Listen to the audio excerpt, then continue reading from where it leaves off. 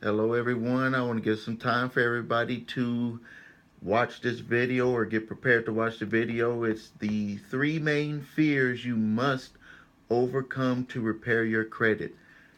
The three main fears you must overcome to repair your credit. Hi, it's Stephen Williams, founder and president of the creditrepairshop.com. And in today's video, I want to talk about the three main fears that you must overcome, or you will not be successful at credit repair, or it'll be like you won the lottery if you're successful. And really, from experience, and I have a lot of experience, number one, with repairing my credit and repairing thousands of other people's credit, that these three things that I'm about to go over with you is what holds people back. There are tons of people, uh, hundreds of people that I could have helped that we were just not successful with, and it was because of this right here, what I'm going to talk about. But before I get to that, I want to talk about some scams that are going around, because I don't, uh, I just don't want to see our people scammed. I'm tired of it. Uh, if you look online, you can see all types of things going on, but these two caught my attention, and I think I need to be doing more of this for you, because these things will get people hurt, get people in trouble. One of them is a social. They're telling people to look at their social security number, and that their social security number is attached to a bank account, and that this bank account, if you uh, get the routing number to what Federal Reserve it belongs to, and then attach that, put that number as a routing number with your social security number, and then you send a bill there, or you pay for something using they're going to pay for it, and it's not going to come back, because that account is like a trust fund for you. That is BS. Don't believe that. Don't end up being one of the people where you do that, and then the money, number one, is going to come back from your account. They're going to find you. And then number two, you're going to get charged with fraud and wire fraud. I don't understand why people would put people in this type of situation, but there's plenty of people that are going to jail over this.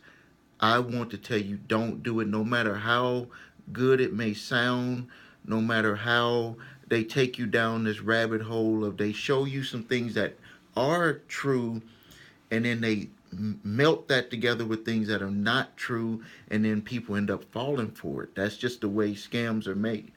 The next one is, there's a lot of videos online about a Section 609 loophole in the Fair Credit Reporting Act, which there is a Section 609, but the thing is that these people do not know what they're talking about with that, and they're calling it a loophole. It's not a loophole.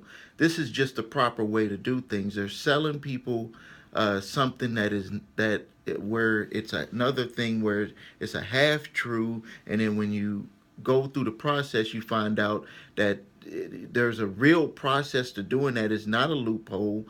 But when you're going to things thinking that it's a loophole, already in your mind, the mindset of that individual is like you're getting ready to get over on people, and it's not that way.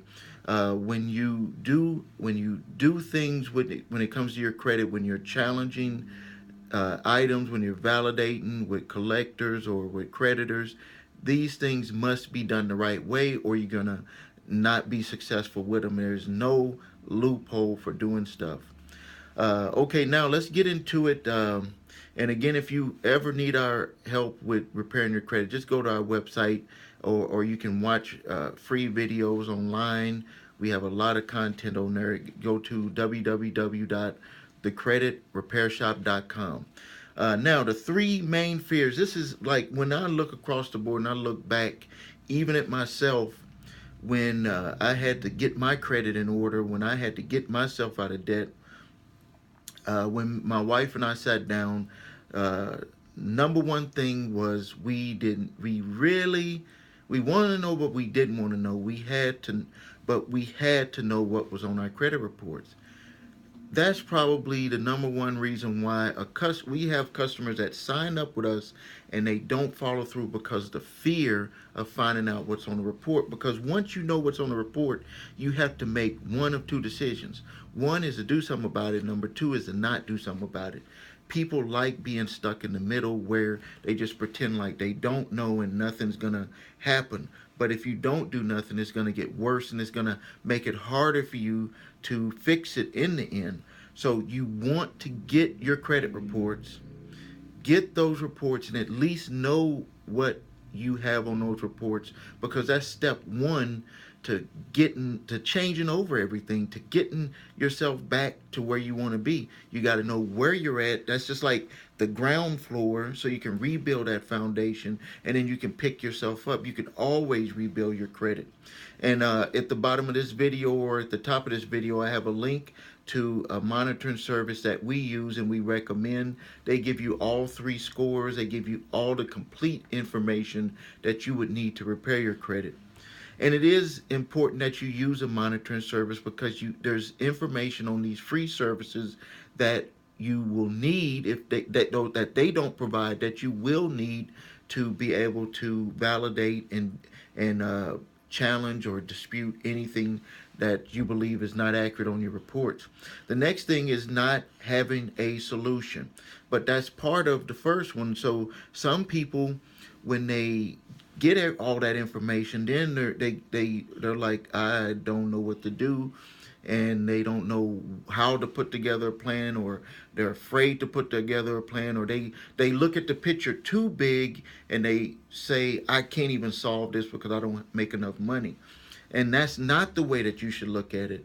What you need to do is you need to break it down into pieces, and that's what we do for our customers. Is first, after we know what's all on there and we talk to them about it, we start to break that into pieces to see how we can get everything accomplished, because there's no way that you can be able to do all of that overnight. There's no way in months. If you look at what happened with me and my wife, it took us over 4 years to get our situation straight. But now, over 17 years later, after doing that, I mean, we've never had any problems. Um, and then the next thing is, when you don't have a solution, have a plan to solve that problem, what happens is people get frustrated. Frustration is like one of the number one things that will destroy people from even trying. So what happens? So you don't have your reports, you don't know what's on there. You're so afraid of that. Then you don't have a solution, and then you get frustrated. And what the frustration does is it makes you not take any action at all. Frustration will make you quit. Frustration will make you come up with excuses. Frustration is like someone on your shoulder telling you, don't even waste your time because it's not going to work. And the frustration will just keep building, building, building. And even if you're having success, there's little bitty things that'll try to frustrate you, to try to make you not continue to try to be moving towards where you want to be. Remember, success at anything, it doesn't matter what you're trying to do. To be successful, you're going to go through frustration. You have to learn to deal with frustration. You have to learn to make frustration a game. I get frustrated on a daily basis. I have employees with two different companies. There's a lot of different things that go on with my children, business meetings that didn't go through, changes in meetings, a customer, something happened with them, or a customer service issue. If I was to just look at all the different things that I could just say I want to just quit and stop doing this, it would be easy. I mean, sometimes I get over 300 calls in one day. Could you imagine getting 300 calls in one day? So you have to manage frustration. There's an audio by Tony Robbins, if you can find it. He talks about how you have to manage frustration. And I talk about this a lot in my videos, because frustration will make you quit.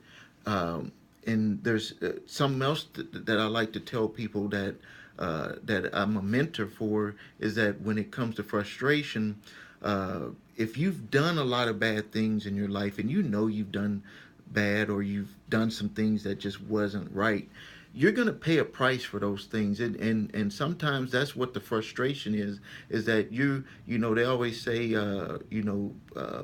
things are going to come, what goes around comes around. Well, I look at that with frustration. If you built a lot of bad will, you've done a lot of bad things, you're going to have to dig yourself out, and there's going to be a lot of things that are going to frustrate you while you're trying to do that. So I hope that you found this video valuable. I didn't get on the chalkboard or nothing. I just told you about this. If you are looking to repair your credit, uh, those three things you got to keep in mind. And we love to have you as a customer.